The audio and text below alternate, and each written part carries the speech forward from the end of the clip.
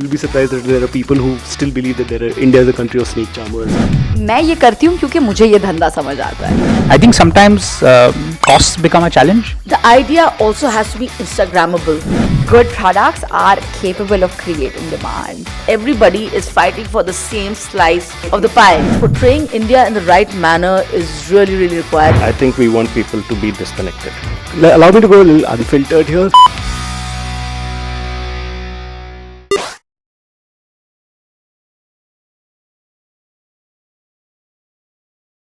There are two aspects of it that I would like to touch upon.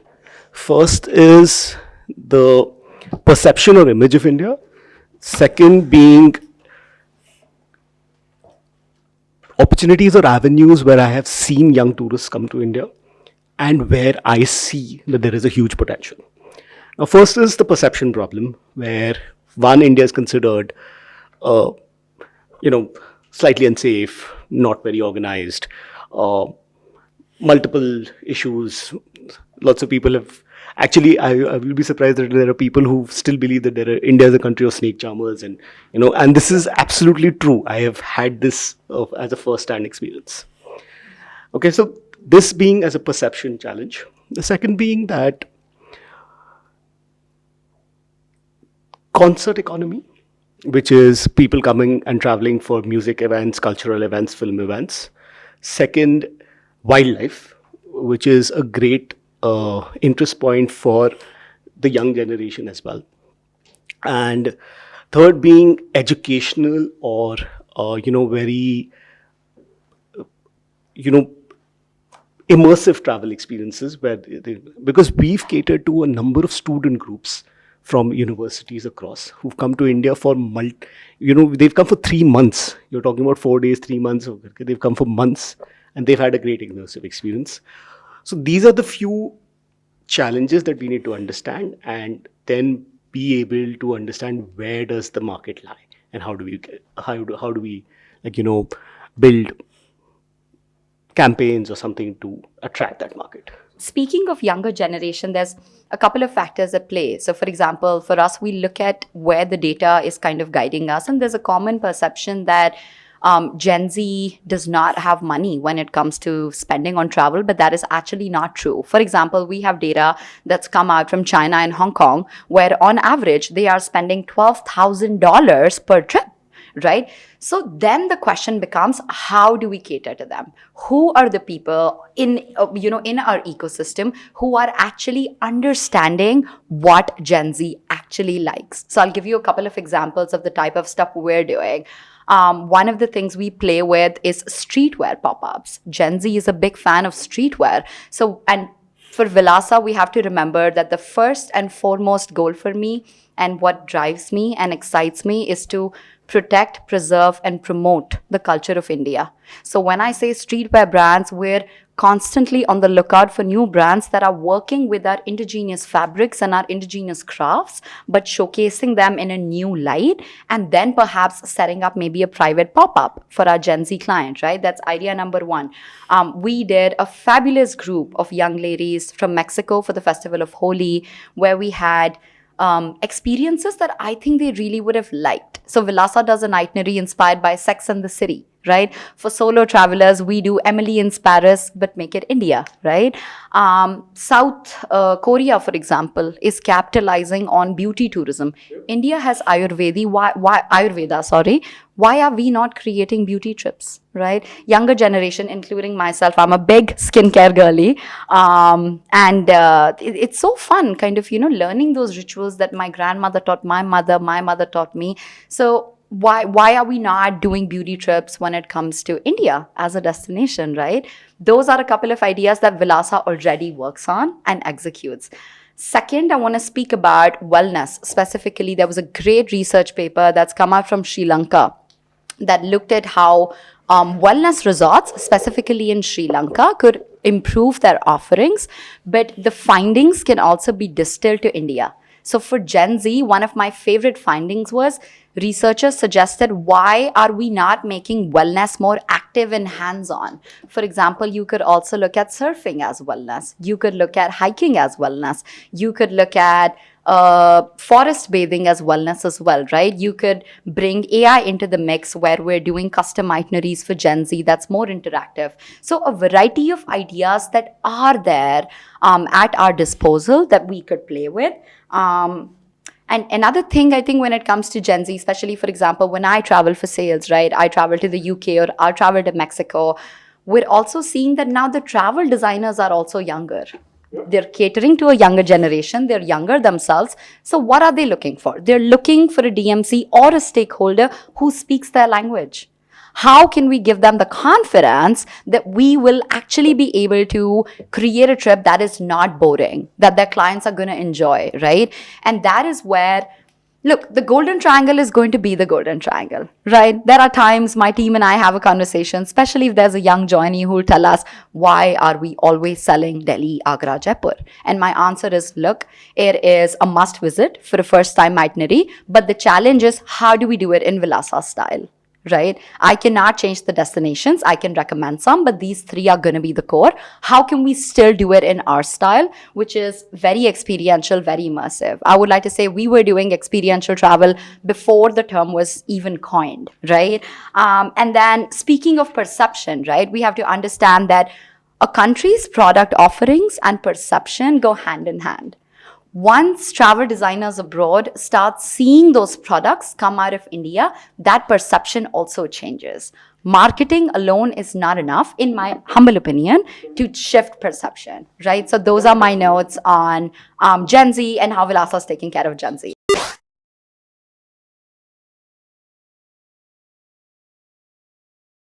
What I like to say is, मैं ये करती हूँ क्योंकि मुझे ये धंधा समझ आता है, right? Let's also put it like that.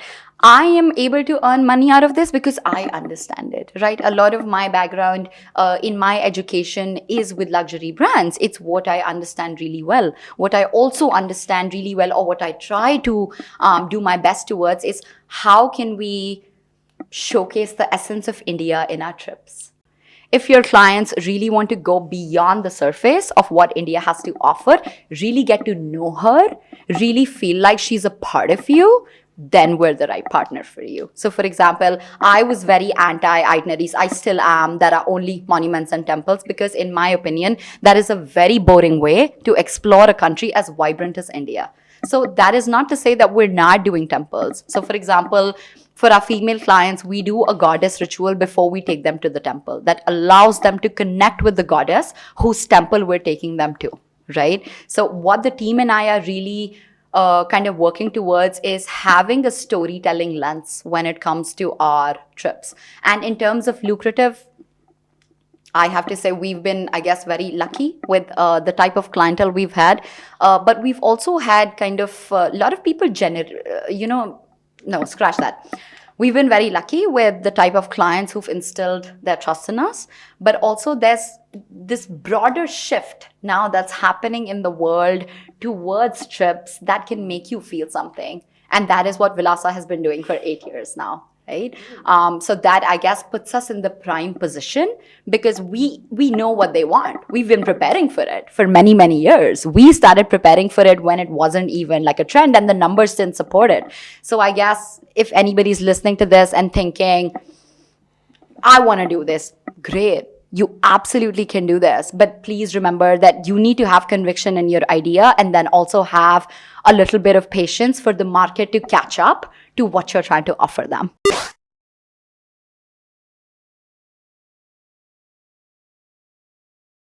Narrative is critical, right? I think someone said, I think you mentioned about what we talk is very, very important, right? And I think we call ourselves a seriously fun people.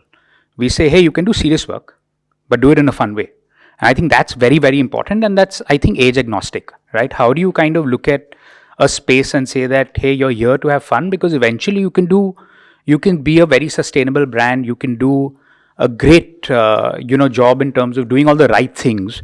But eventually a vacation is also about having fun. When you get out, you don't want to say, hey, I've had a terrible vacation. No, it's not. It's meaningful, but it needs to be fun. So for us, I think narratives are very, very critical, right? I'll give you an example. Like we run a tour called A Queer Day Out, right? Which is about the queer community. And India, I think, has been conflating the idea between queer friendly tours and queer tours in a very different way. Like you can be a queer friendly destination where you can give a king size bed to a couple and they can go in, but you're still doing the Delhi, Agra, Jaipur. But why don't you talk about queer narratives in your experience, right? And we have got like younger population that comes in where they do a drag workshop to understand that, right? What are the coming out stories of people? And I think that is how you contemporize any destination, honestly. Like in Jaipur, we do something around the flowers, right? And we learn the history of Jaipur via a very simple thing called flowers. But we also realize the younger people want to do something rather than, as we said, a monument-based itinerary where the engagement is one-to-one, right? Where one person is speaking and the others are just listening. So it's a one-way conversation. How do you make that interactive, right? And you take back a lot more. So through workshops, through experiences, we've always realized that just kind of, gives people parity. Even if you're going to people such as NGOs, etc., you're not having a looking down sort of an approach. You're at the same field. So I think those are very critical things that we've noticed. In terms of course, what are the reactions of people? There's a connection. I think they're overwhelmed in ways which you can't imagine, but they go back with some sense of like understanding of people's stories, because I think monuments are there. I think people's stories are very unique, and your story is going to be as unique as the other person's story. And I honestly believe that. And when they get to interact, that they've heard a unique story which otherwise they wouldn't get to hear. So while of course monuments have their history and they're wonderful, but can you have a unique story that comes out? I think those are only there in people and community stories. And we are fast losing them in big cities every single day.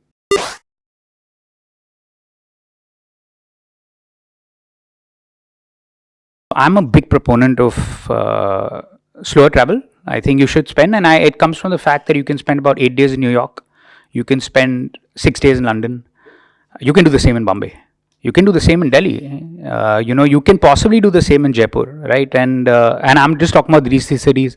Of course, there are other cities. Mumbai for a longer time was used as, and still is, unfortunately, as a transit city. And there are lots of reasons for it within the inbound travel. Firstly, you've got 14 days. You want to show them everything. You want to make them run around, show them the places. One is, can we convince them to make it from a 14-day to even a 17-day, a 20-day itinerary? Is that a possibility? Because that really helps you then spend time in cities. So we really tried hard to bring in, port cities around the world have the most incredible community base. You go to any port city around the world, you'll see that, right? And I think Mumbai is no stranger to that concept. So we said, there are lots of community-based stories. Why don't you spend a little more time and it'll blow your mind? I have an advantage by running city-based experience. I have an advantage because a lot of contemporary culture starts in cities, right? And then permeates down to tier 2, and it starts in metros, right? So in tier 1. And now the world is getting smaller, right? We have Swifties. Today we had a Swiftie on a tour with us, and it was wonderful, right? Because my person who was leading the walk could speak all about Taylor Swift. So it's incredible. The world is getting smaller every single day. So the question always exists is that if the world is getting smaller, cities are at the epicenter of it.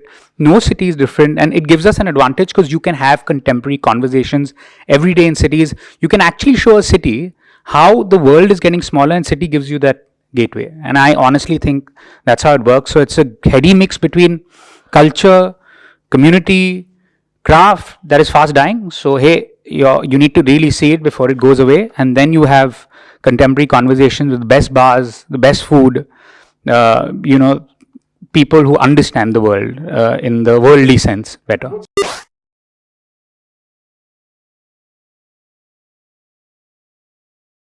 Distribution is definitely a challenge. I think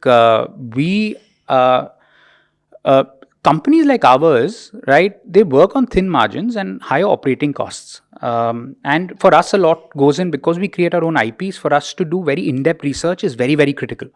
And that takes a lot of effort. That takes a lot of time. I think distribution is definitely one, because unlike larger DMCs, unlike, OTA platforms, we don't have the distribution platform to go ahead. So for the lack of a better word, we do rely on them to, to kind of put our experiences out there. OTAs are very algorithm volume-based systems. So if you ever go to OTA, you'll still see 1-day trip to Agra and back getting like 30,000 reviews. And then you have like our little pitiful tour, which is like Basti Sisterhood, that talks about women narratives and reclaiming space in Delhi, which is such an important conversation hidden somewhere, right? So I've always said this, I think OTA platforms in their real estate, maybe if you have certain spaces that give platform to providers like us, just helps them increase their, just the, their portfolio of products, and then you're also targeting a very interesting PI. And then you have, of course, the DMCs. I think sometimes costs become a challenge for them. So, and they understand that possibly, this guy is a first timer to India, maybe traveling for the second time. Right? Very rarely do you see more than 2 or 3 travel. I think 80% or 90% of your travelers are maybe coming to India once. So, with them, if they think that you're getting a product which is, say, 80% of the cost and 60% of the quality, they are possibly okay with it. So sometimes I think we lose out in that parameter. I think these are the 2 challenges, and skilling. I think skilling is another important challenge which we often don't talk about. I think the idea, and this is something that No Footprints is very, very, very passionate about. How do we bring out skilled people? Because we run a fantastic program where we skill our own people. We talk about mindsets. We talk about behavioral skills, what you need, not just to be a great communicator, because that's a very small part of the tourism industry. But how do you look at a tour? How do you see challenges? How do you understand what a client is? I think skilling is a big challenge, and that's something that we've honestly want to go out there and skill a lot more people so that they understand how you kind of navigate through situations which are real life or real time situations.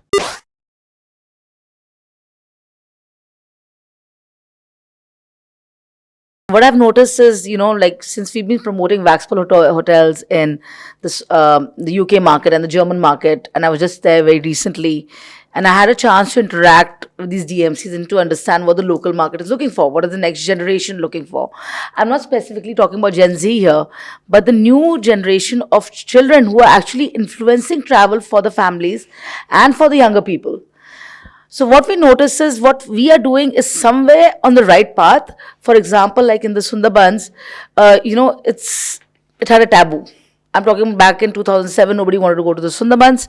It was a place where you went and the tiger ate you up and you got killed by a crocodile and you had to take an elephant from Calcutta to get there.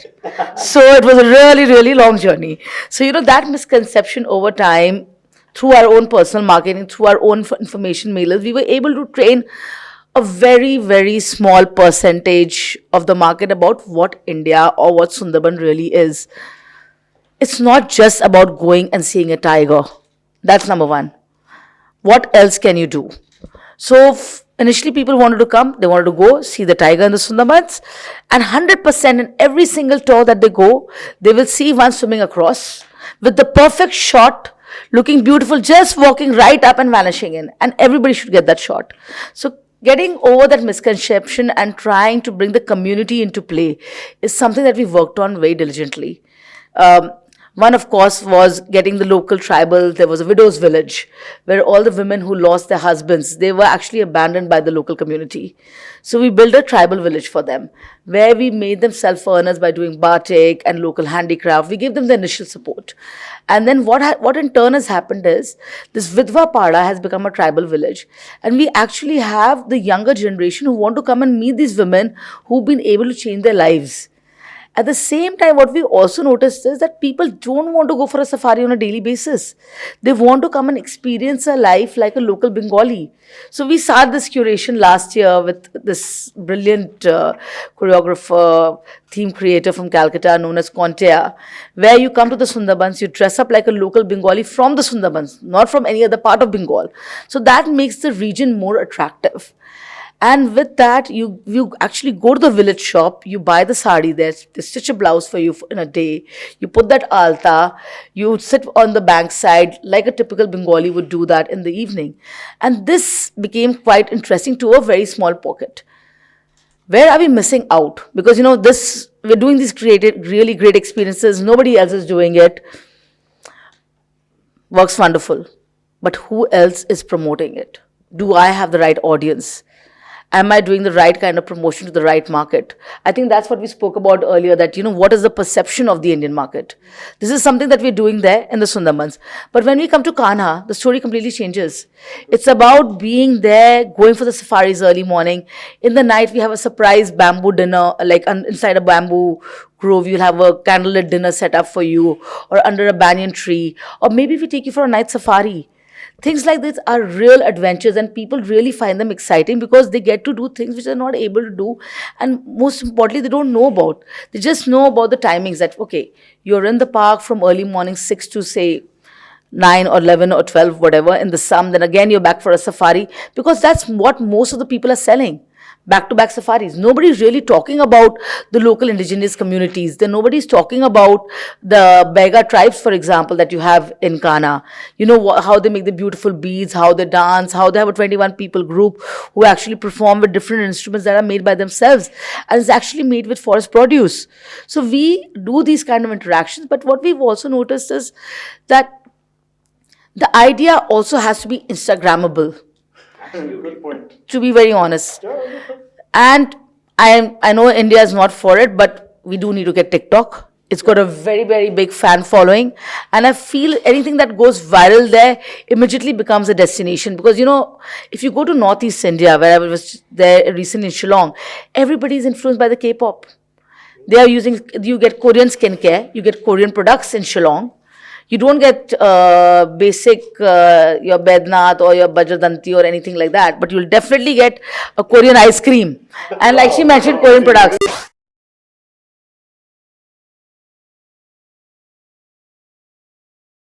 In Kanha, our dining deck, from where you can take a picture of the water body and the forest right behind you, where you have wildlife movement on a daily basis. And I think that's where we give you an Africa experience in India. And that's what people are really, really looking for. Another thing which I would like to just add on is, Nikhil, we are not promoting our Indian jungles in the right manner, like as an individual. And it comes between me and the operator at the same time. Africa, a basic accommodation, like a very, very basic room, is selling $1,000 a night. And you are giving an African experience. And I think India has better products. Everybody is fighting for the same slice of the pie. They are not looking at the 90% of the pie which is left empty. We all need to focus our energy that there is a different market. Go and cater there. Stop undercutting your prices. India overall needs to increase and standardize its rates.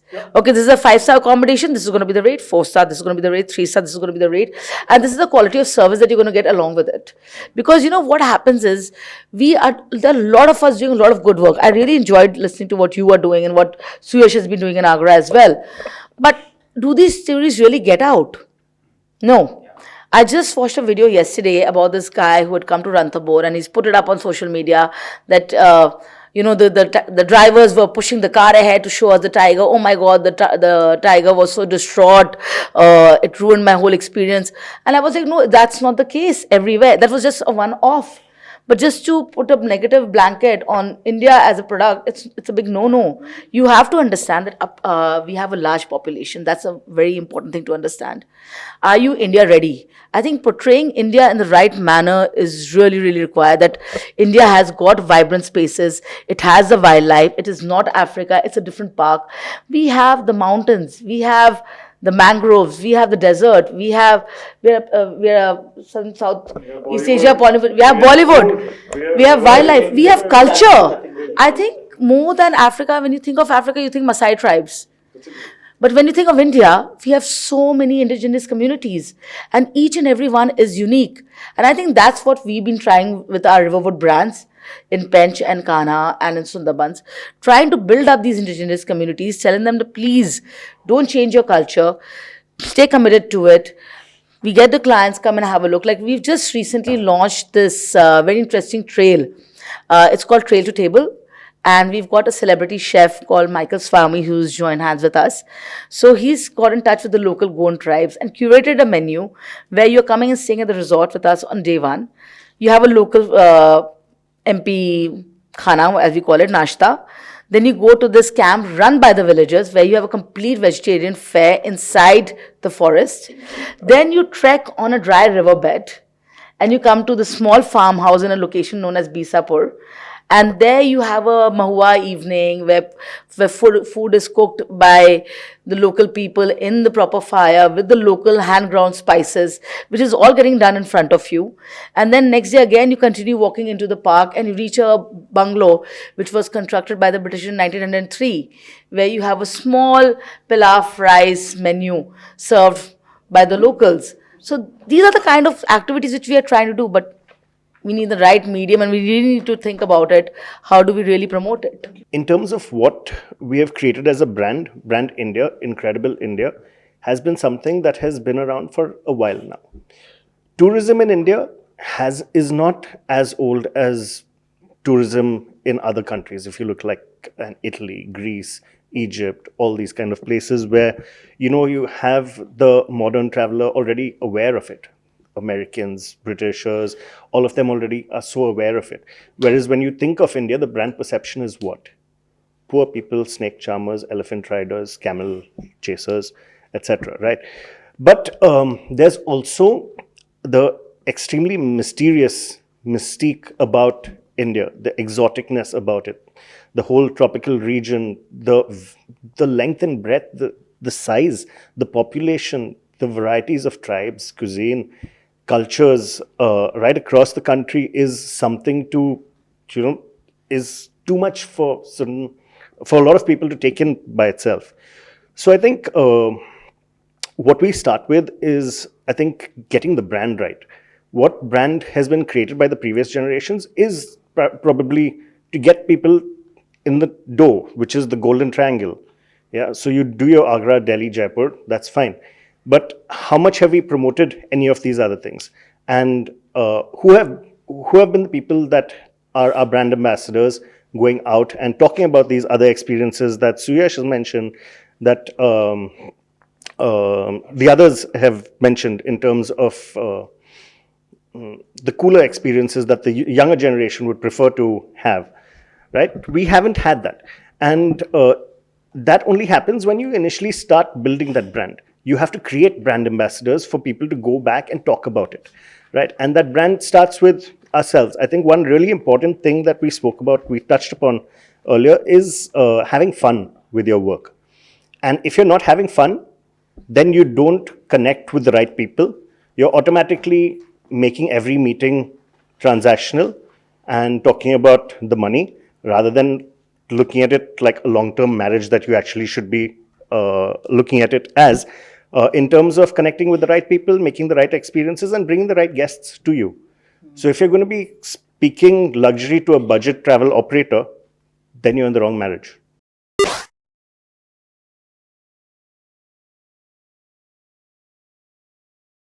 One really cool thing about this generation, the Gen Z guys and millennials as well, is that they're not so scared of risk. People are ready to start a restaurant, something that, has the highest chance of failure. People are popping up restaurants like mushrooms all over. And, even when I was studying, you would think that a restaurant would have like a 3 years time frames lifespan, which is why you wouldn't really concentrate on that too much. You would look at the hotel, which is a bigger elephant, bigger investment, bigger returns, everything, right? But here you have people who are doing farm stays. They're doing village stays. You're going to, like this place that we're doing in Almora, which is going to be under a new brand of Mayfair's. This is all about wellness. And this is a new brand which is going to focus primarily on wellness and wildlife. And it is all about, coming back to nature, being one with yourself, being one with nature, and being able to heal yourself, whether it is through naturopathy and natural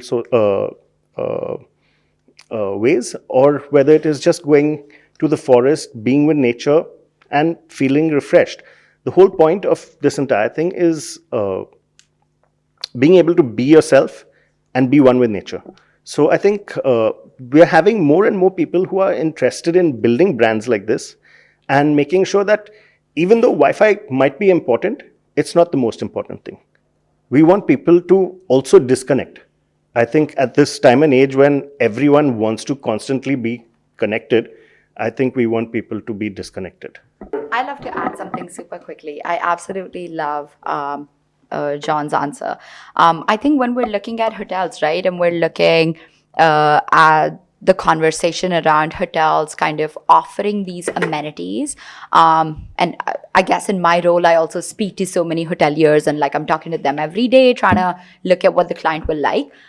In my opinion, I think hoteliers will also benefit from having their orientation super clear. So, for example, if a hotel wants to kind of build a brand which is rooted in the past, which is that they're making a legacy play or a culture play, then for them to not have Wi-Fi or to not have these modern amenities could actually be an addition to their value proposition because it means they're delivering you an authentic experience, right? I was just in Tijara yesterday, and Tijara has this amazing luggage tag that they put that says that they're unlocking 700 years worth of history for you. So there, do they have Wi-Fi? Yes. But is Wi-Fi, I don't know, like, would somebody really care about Wi-Fi at Tijara? No, right? And I completely look at sleep tourism as a trend, right? That is a trend that is not focused on tech. And then you can have hotels that have an orientation which is rooted more in the present,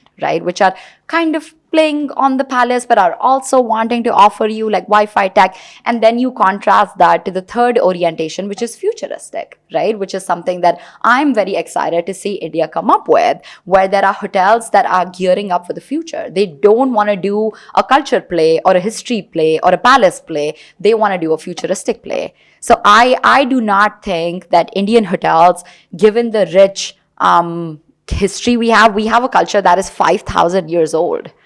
Right? And are there not properties that are located in France or in Italy or in Spain that the part of their value proposition is that there's no Wi-Fi? Of course there are, right? So why should India be afraid of adopting the same value proposition? So I would be excited to see hotels play on these orientations, past, present, or future.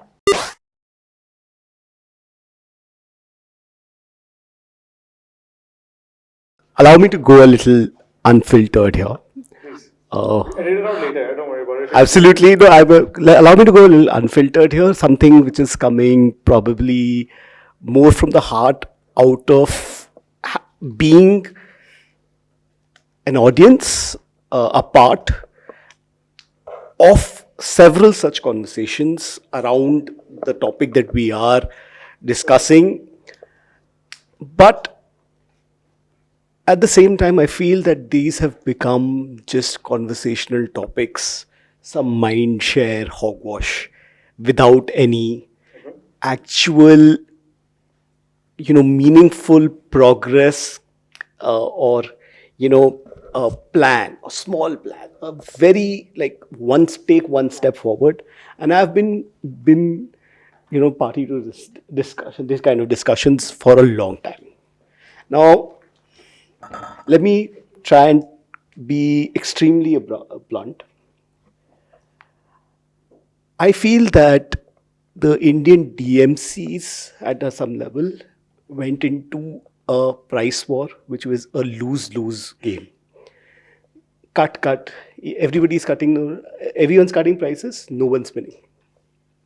So much so that India became an unfeasible destination for even the foreign operator or someone to promote or sell, whereas other countries really went up. For the hotel industry, I feel that this conversation is done and dusted and should be done. Why do we run a business? You run business to make revenue, wherever the revenue comes from.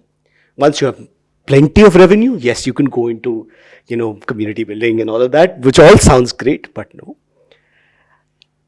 Across the board, see any travel conference or event, see any travel media, online, offline, etc. I would say, in my just a first-hand viewpoint of opinion, you will see 90% of it has shifted to outbound. Why?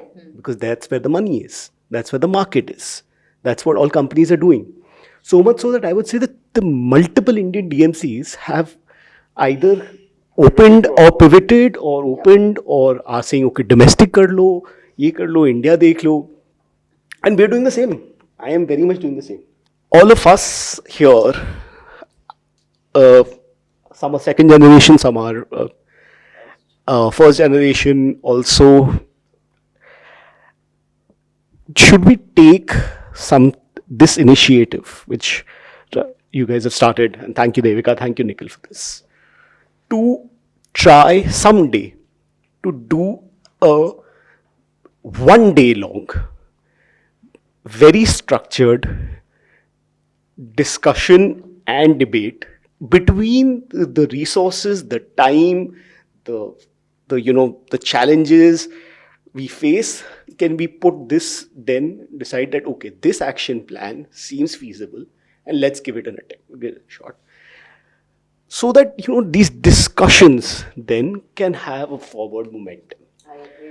Let's bring everything together to understand what actually matters and what we can do.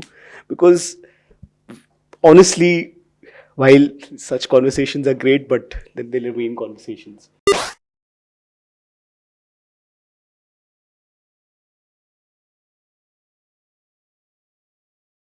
Because we are talking about the idea of digitization, right? And one of the biggest problems that I think most travel agencies say, like I run a page which has got cumulatively 100K followers, okay? There are most people that are running pages on Instagram. Let me just use Instagram as a medium, right? Because we are talking about young people. Young people are all on social media, lo behold, right? But I think the biggest problem that we are facing is there is no digital currency that most of us have, which is why OTAs are winning the game. Plain and simple. You have money, you pump in, you come on your SEO, we have no chance to be there. Yeah. What the point was that for their structure, right? This is how it comes in, that's the business works. I don't tell them they're all red, right? Most OTAs are running in red. They make no money. Let's be honest about it, right? Through it, which is why we are paying 30% to be on OTA, because we just want to be relevant, right? It makes no sense to us to be on them on a monetary basis. But digital grants, if something like this existed, where you put up a thing and say in travel is most, like which DMC today you tell me can go out there, Indian DMC, and say, boss, I have like non-paid followers, which is my footfalls are so great that I'm getting 1 million views every day. There's not a single one in the country, because our digital footprints, unfortunately, are very sad also, because unfortunately the running is of a different age, right? And which is why we as younger entrepreneurs, sometimes even with Devika and me were talking the other day, where we go down to these WTMs of the world and you see the Indian forum is completely empty, right? And you have to still pay to be there, where you're the only person probably trying to like make a difference out there. Just give it to people who are there, 10, 15 people who are actually talking for your country in a passionate manner, with every city representing one company, right? Do that for free. And suddenly you'll see so much revenue that comes in, you'll be surprised. Because this industry works on passion, it doesn't work on money. That's the biggest thing that people unfortunately sometimes don't understand.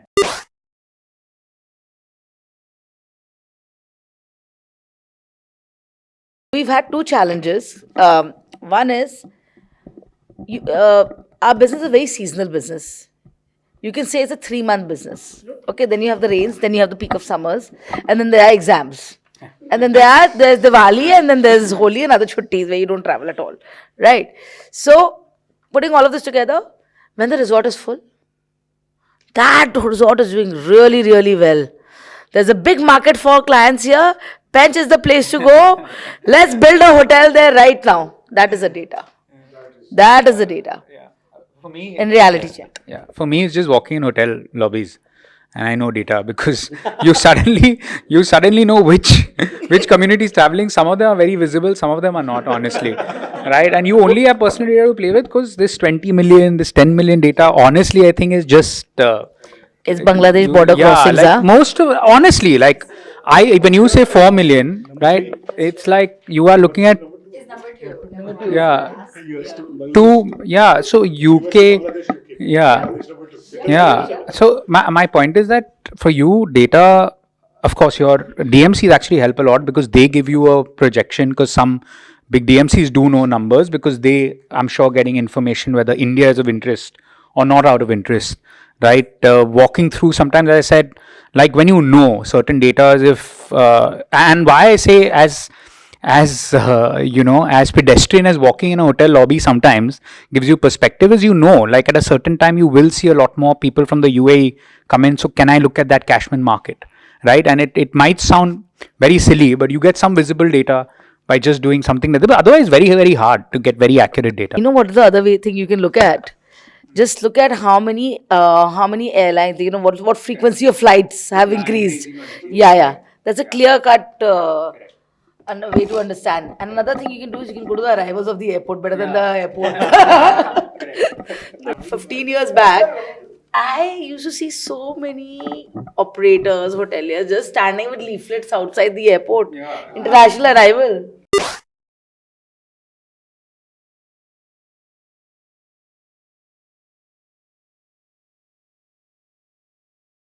Value for money. Are we giving them value for what they are spending? Yes or no?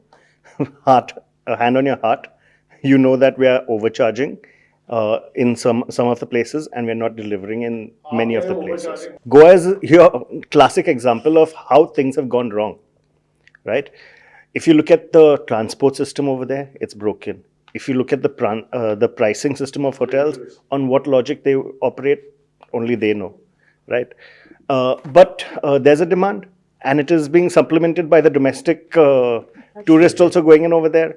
So what especially the inbound tourists are doing now is going to other destinations such as Sri Lanka's, Vietnam's, Thailand's, that are offering so much better. To a large extent, we know that not much is being done to even revive inbound, right? Nothing. And even the shutting of tourism offices in across the world, that has a role to play as well, because you do need that voice of India in the various countries, as Harsh mentioned earlier, right? So you need that to be active and that to be working for us to, get that data. You're asking about data. I have data as a hotelier about my hotel. Are we sharing it with the entire hotel community? No, we're not, right? But then earlier we used to have you have reports like STR reports, you have OTA insights, Lighthouse, etc. that will give you data and information about demand of the city and all that stuff. But are we working together on this kind of data? How often do we work on it, right? I would work with my Mayfair team. I wouldn't sit with the Oberoi team and discuss these kind of things, right?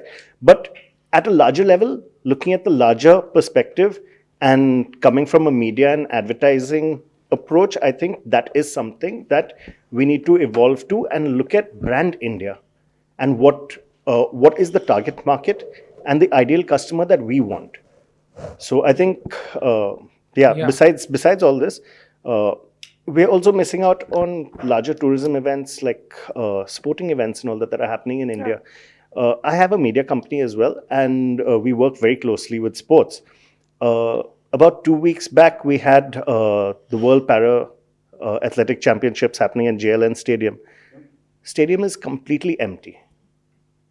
Did anyone in Delhi even know that this happened, apart from the few hotels that accommodated the athletes? There's no publicity, there's no buzz about it. Of course, you can only do so much on your social media and PR angles, but then you're limited by only this. Why would any other hotelier or any other travel agent even try to promote it when they don't know what is the entire scene?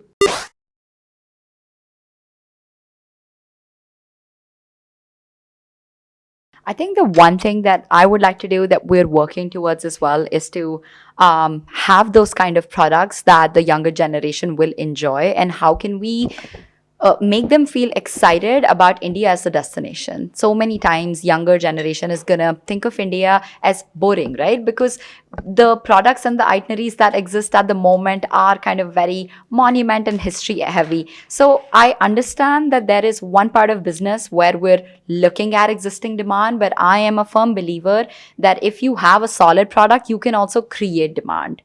We've been able to do this for certain flagship products that only Vilasa does in South Asia and nobody else does.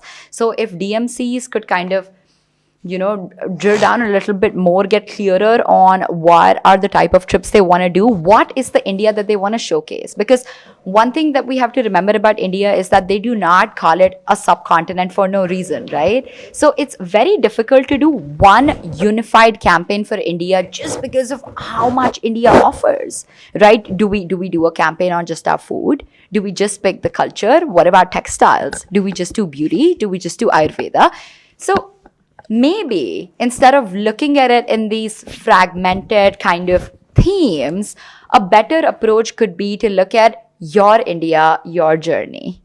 This was actually a tagline for a campaign we did in the US that was created by the team and I.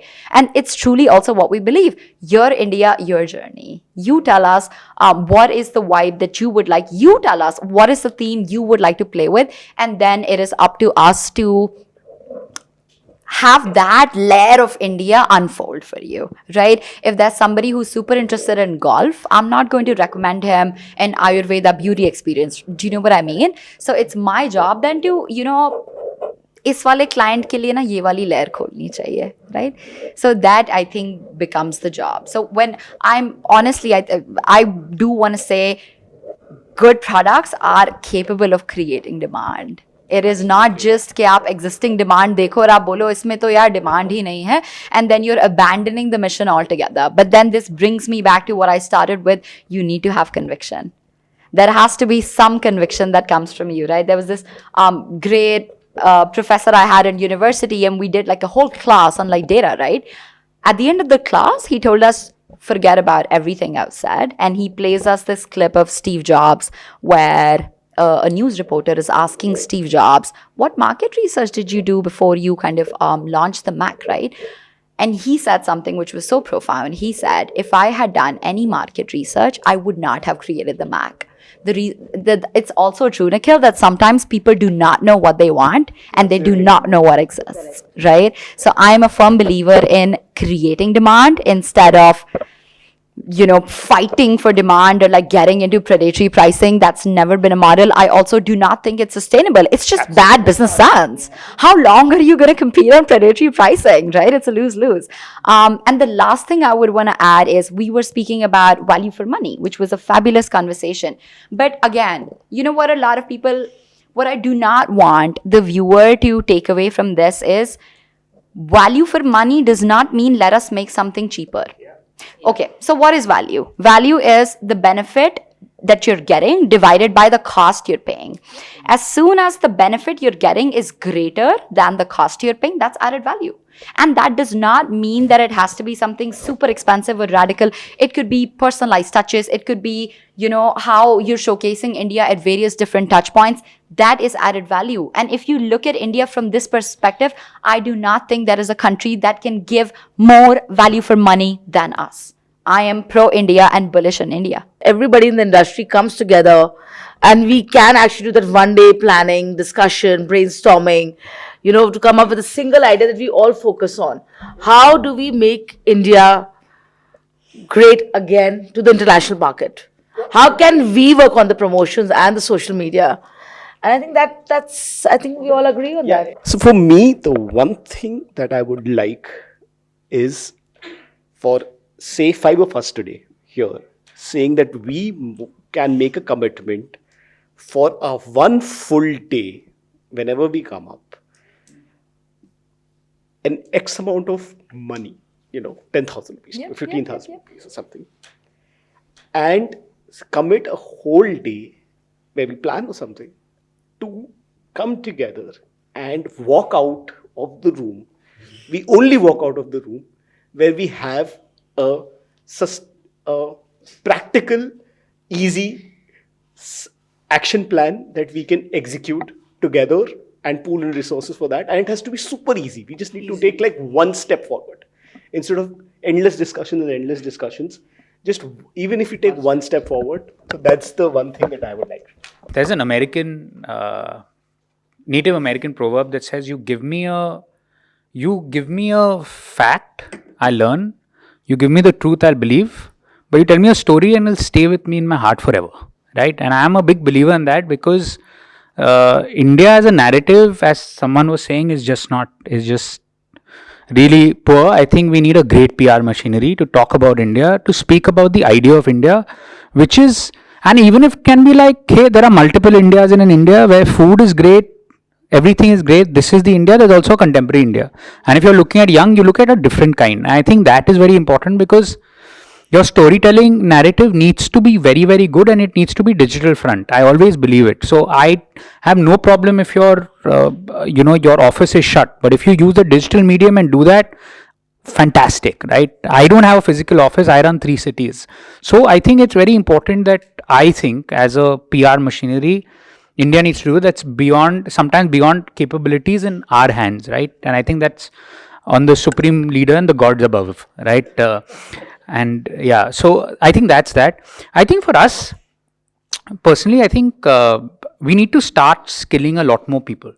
And I still believe it, because I think that can be something that we are great at, right? And I know today, and whether it's skilling on how do you create a product, or skilling on how do you kind of see a narrative, build a narrative for a tourist, I think that is something that I've learned in my 13-year-old career. That is never going to someone take away from me, because you only learn and you get better as you do it.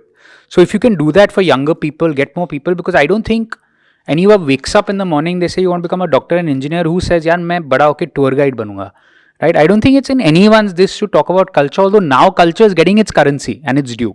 So I think skilling is something that I would want to focus on, and as an organization, No Footprints would like to focus on, because that really makes a bigger difference on a bigger spectrum. I think then you're just spreading the message forward. So that's that's my answer. We should really not stop innovating.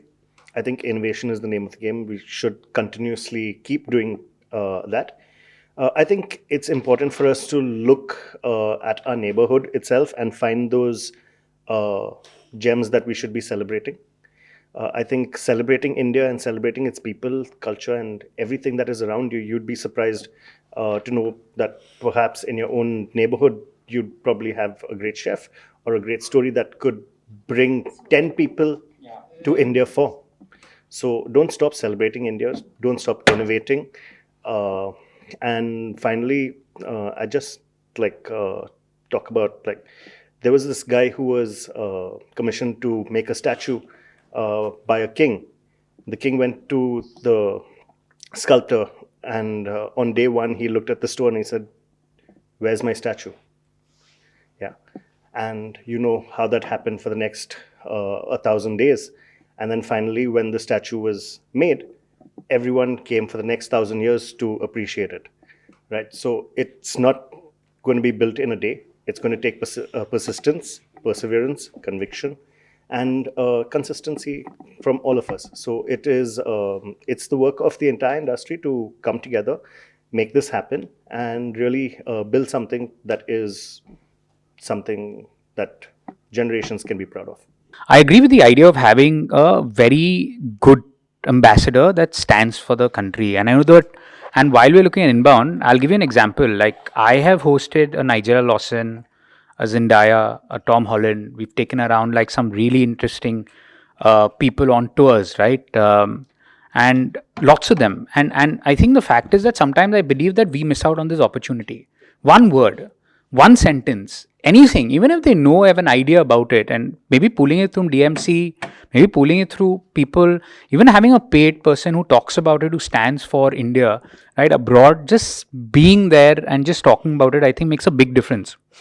Yeah. International Brand ambassador for India, ever. We've never had them, and they've come and visited India. India is actually, quite interestingly, at the epicenter. Everyone wants a piece of India. Every content creator is coming into India and creating it. You saw Speed came in. Everyone wants to be a part of digital India. They want a piece of it because there are just so many numbers.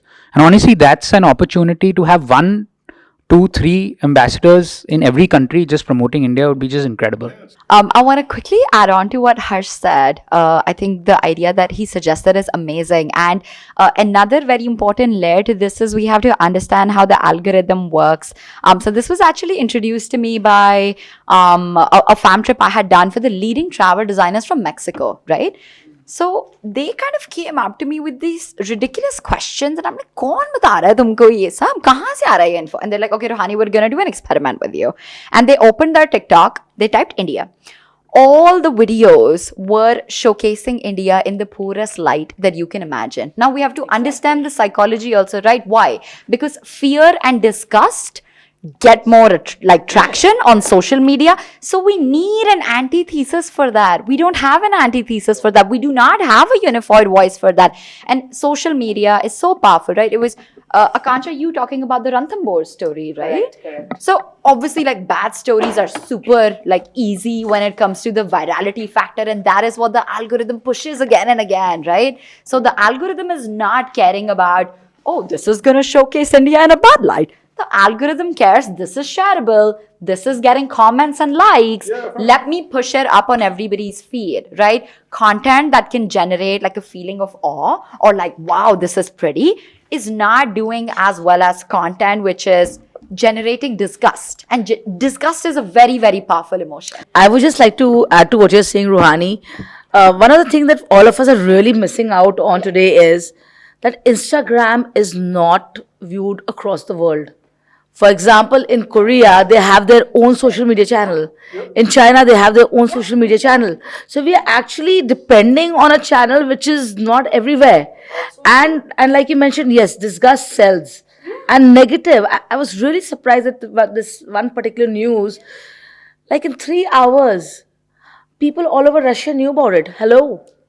Why aren't we talking about something positive, something beautiful?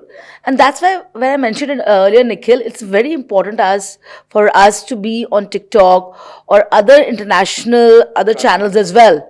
And all of us need to work on it together as a medium. Because India is a beautiful place. It's completely unexplored. But the right story is not getting out there. People's stories are unique. I don't think, as I said even earlier, and I'm going to repeat it, if you just get people's stories that talk about it, I don't think there's any other great ambassador for this city to talk about on the general algorithm, and having some really important people talk about the city in their countries, no matter what their social media. If it's a Korean social media, you got a Korean person to talk about on Korean social media. You have a Chinese, you talk about the Chinese on the Chinese social media. We can actually get so many Koreans who are there in Delhi and Gurgaon. Absolutely. Who are living in all the Korean restaurants that we have. The Korean Cultural Center in Delhi by itself has a massive presence. And in fact, I think a couple of months back, I was at a K-pop festival of theirs.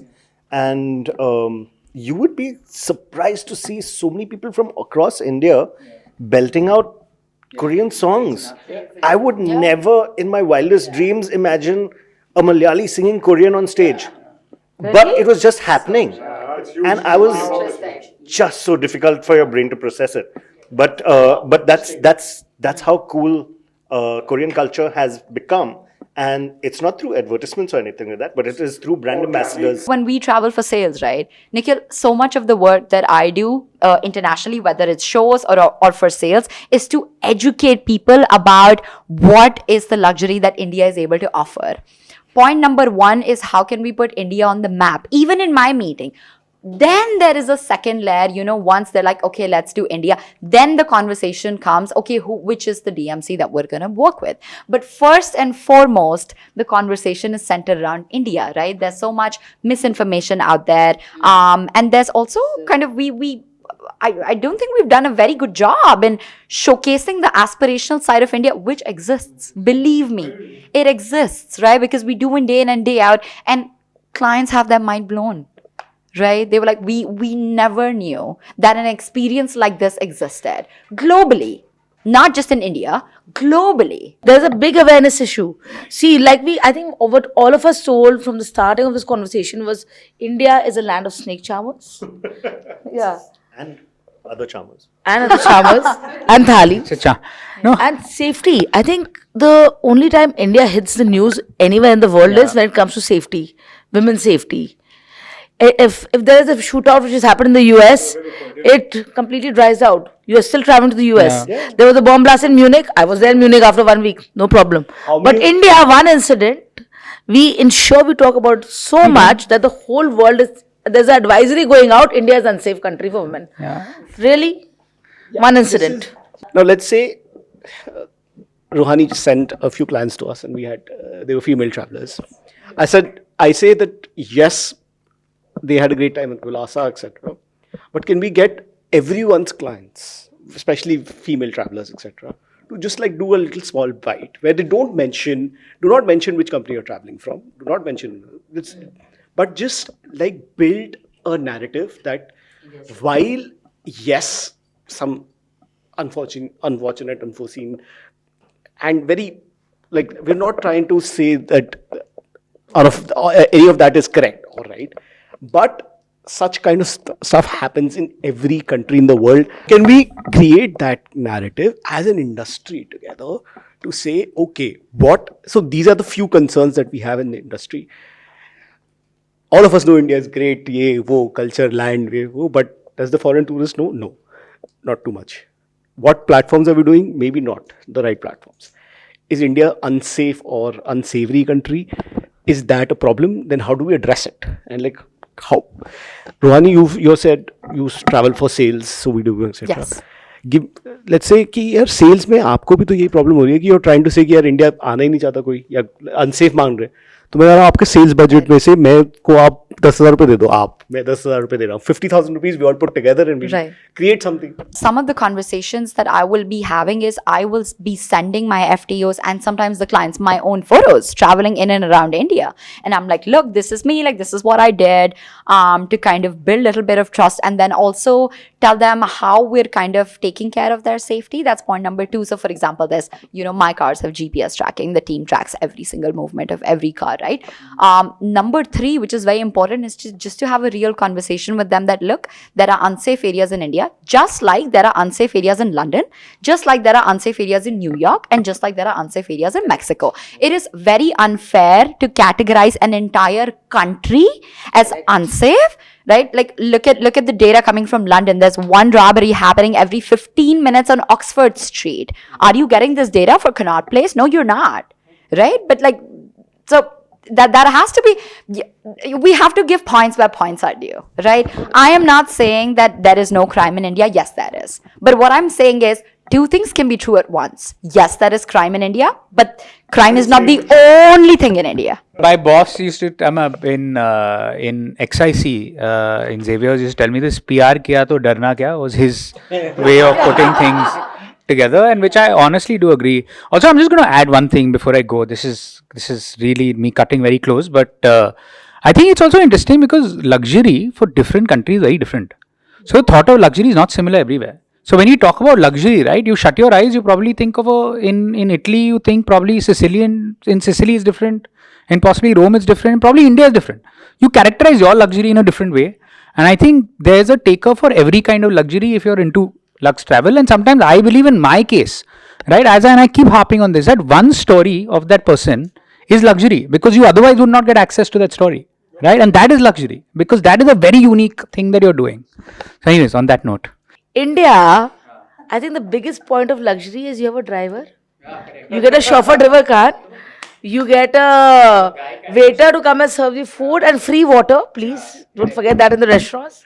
Then you have a bellboy who takes your luggage from the car with a salute. With a salute and a door opened by a private chauffeur, and your luggage is taken to the room.